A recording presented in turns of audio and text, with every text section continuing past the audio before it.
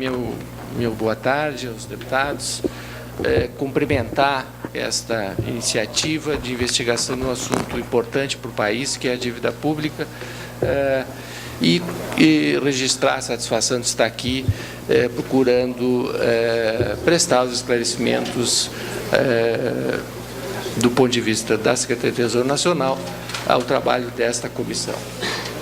Eu gostaria de...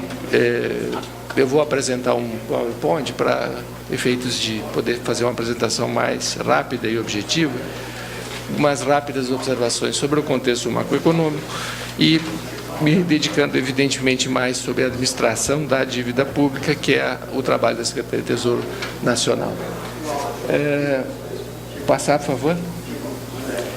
Este material, ele mostra a evolução da dívida líquida do setor público em relação ao PIB no último período no Brasil.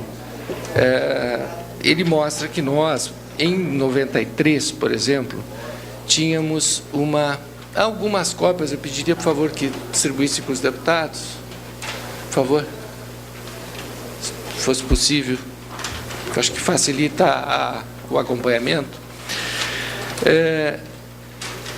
Que ela sobe de um patamar em torno de 30% na década de 90 para até 53,53% em 2003.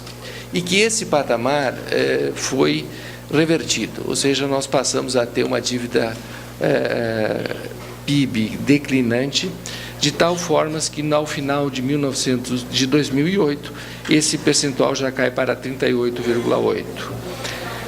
Atualmente há um efeito, basicamente decorrente do câmbio, que eu vou posteriormente desenvolver e explicar, de aumento, mas ele é, na verdade, uma continuidade do ponto de vista estratégico de uma relação declinante.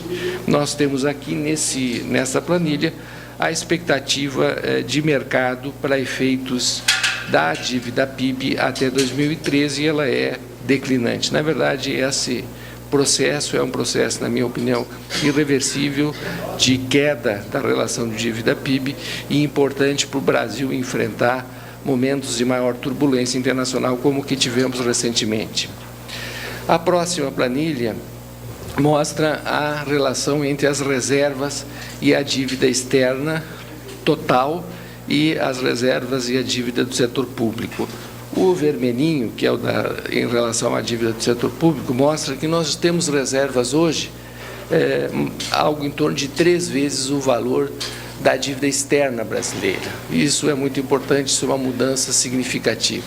E que nós temos hoje uma dívida total, pública e privada, menor do que as nossas reservas.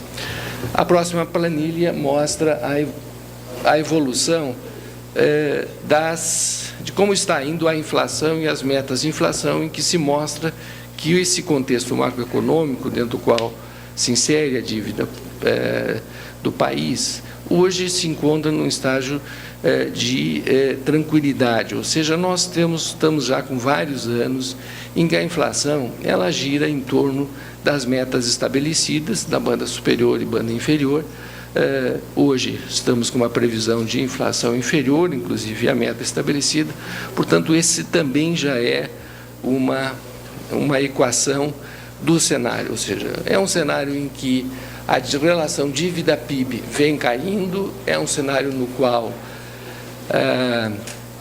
as reservas do país são muito significativas e permitem uma tranquilidade do ponto de vista de não haver uma restrição externa, como já houve no passado, e, por fim, a inflação também mostrando estar dentro das metas durante um período já significativo.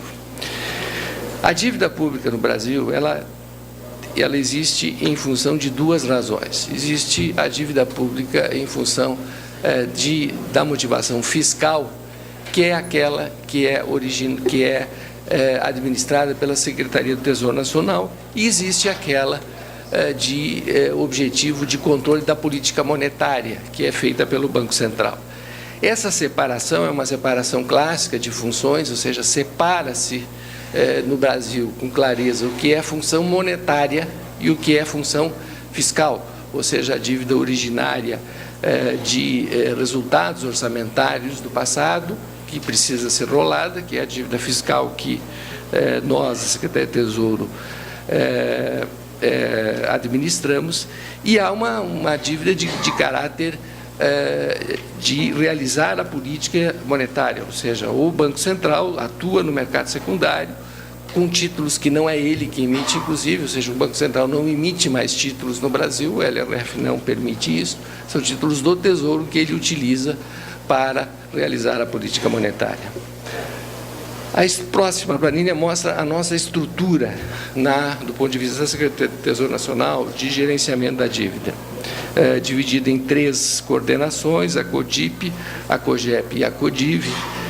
O objetivo aqui desse detalhamento de 3 áreas diferentes no sentido de mostrar como a gente opera. Nós temos uma área que chama-se COGEP, que é a área de planejamento.